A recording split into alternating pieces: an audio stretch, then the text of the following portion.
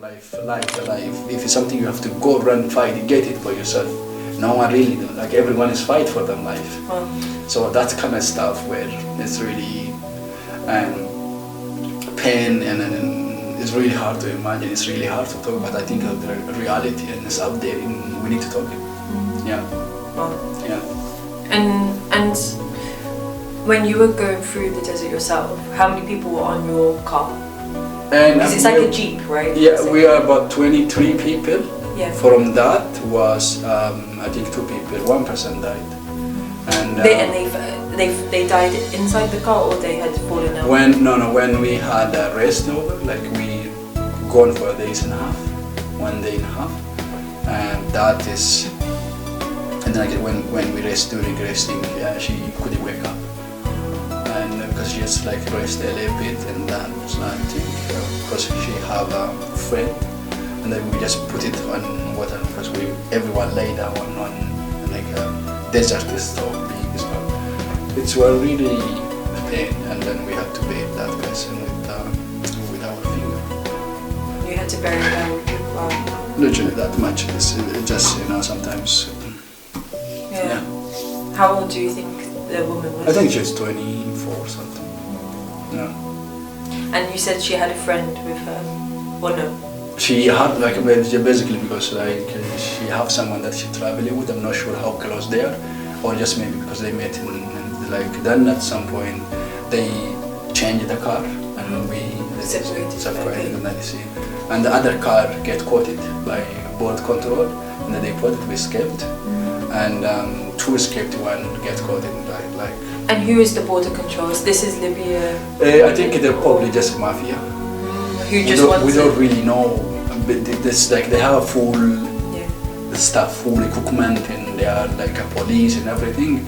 But they say we are border control, but we don't really know whether they are true border control. Because also Libya at that time is like under crisis, and we don't really know. And could have been. I think I'm not sure 100% if this story is true. There is in Egypt, some part there is a people who kidnap people and take the kid. So these people actually they pretend they are border control.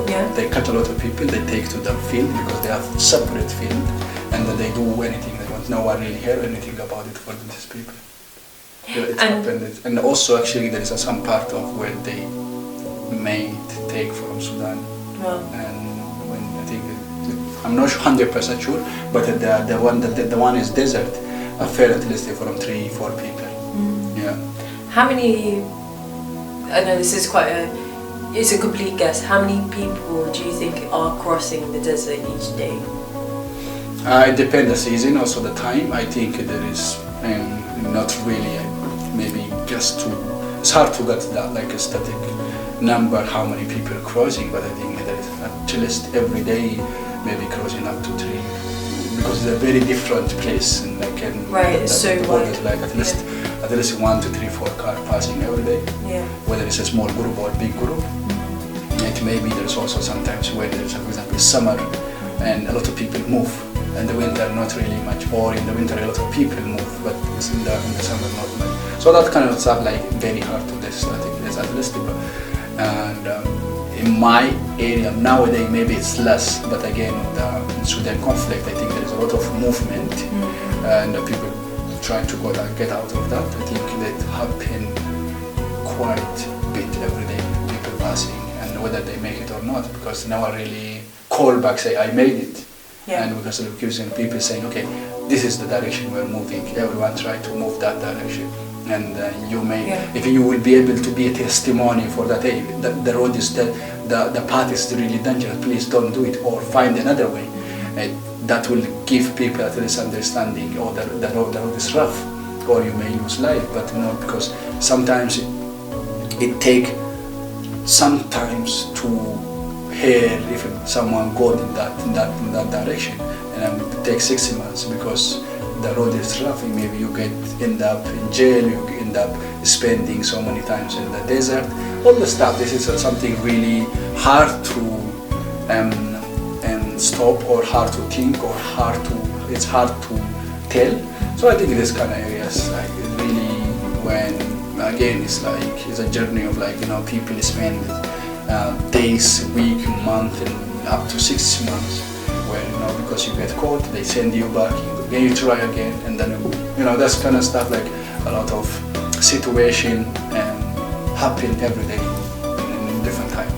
And I feel like some people don't really understand is that how much money people will be paying out to go through this hard journey. So like, let's say, because these are, the traffickers are doing it for money, right? No. They're not doing it to help anyone. No. Yeah. No, because that's like, because once you end up being in the hunt, you are literally product. Because they see how much cash they're making on you. Simple as that. Yeah. And if you think to that, and I'm moving one person, for example, bunch of 100 people from this place to this place, how much I'm making, so they calculate. But when it comes to how much you pay or each people pay, it's very different, because what they tell me, I could have been say, hey, they give me 500, but like, I can't have a place, this is what I have, can you take me? Or because like I need to wait. Right. And so each person could be paying different amount, but roughly it's up to, you know, depend the time. I think now it's extremely high, expensive.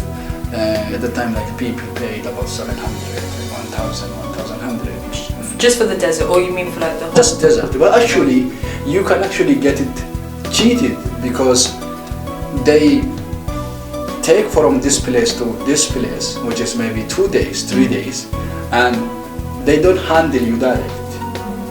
They say that the people will come and take you, and you need to wait here. Yeah. So they give the notification to the other person, and we plus X amount of number of people, please take from there and take your cash.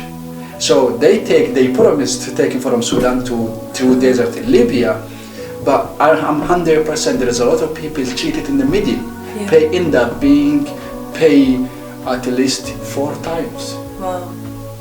And because they're so desperate, they have to pay. They have to, like, otherwise they say, oh, the alternate way of like, because they thought they pay already. Yeah. They said like they promised from this is what it cost. Mm-hmm. You pay, you happy now, you're good. But then all of a sudden in the middle of the desert something happened. They said they drop you there and then run back. When the person comes, they ask us a new thing. If you don't pay, we will not take you. And so then so are a lot of people just holding cash? Not because they holding cash. You may, lucky enough, you may have. That's the thing, the really pain part is here, because you are not prepared yourself. You thought you prepared in 2000 will take you from Sudan to Libya. And specifically this is much more East Africa, right? It can be West Africa, you know, people cross and mostly. So the really hard part of it, when they say that, you're lucky you make it with 2000, because you pay one and you have because there's a human, the smugglers, there's so many people up there, because a lot of human traffic. Yeah. So when you don't have money, what they do is they take you to the place, because they have obviously they have a place, like whether it's a container or whether it's a place, a closed place where they take you, you cannot escape from there. So they beat you up, or they tase you, or they keep you for days and days and days, every day beating. So you need to make a call from make a magic, send the money. So if they received, they give obviously the bank account. There's no cash exchanging at the time, because if you don't have money, you have to call and make a magic, whether it's a family, whether it's a friend, whether whatever it is, you call and you receive, and then you send the money. Yeah. Once you receive the money, they let you go.